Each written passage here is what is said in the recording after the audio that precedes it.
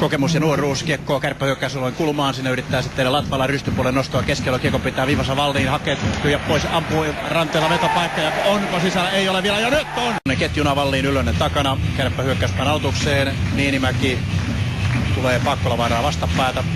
Kiekko jäähän. Kärpät voittaa aloituksen. Niinimäki huonosti keskittyneen aloituksessa. Ja sieltä ja maali!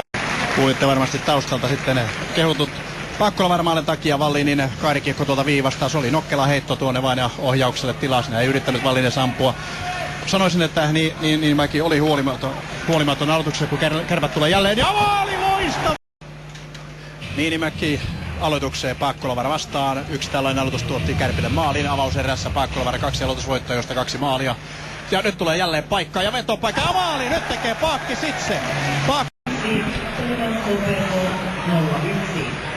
Kiekko Jokerialueen kulmassa, sieltä tulee Lepistö, vaihtaa puolta korkealla maalilla, puolittain lyö, mutta ei ole, ja sitä puolittain Saarenheimo irti, Saastet iskee kiekko nyt, ja Saarenheimo tekee maalin.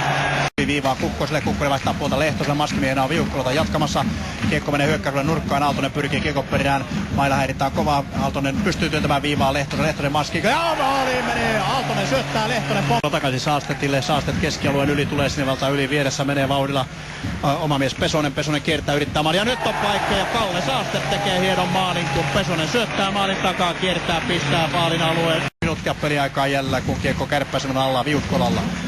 Viukkola ylittää Sinivan, menee Punaväen yli, ampuu kaukaa kohti hyökkäysaluetta ja Pyörälle tulee paikka ja maali, upea maali. Mika Pyörälä pitää aikansa ja vetää takapölsää.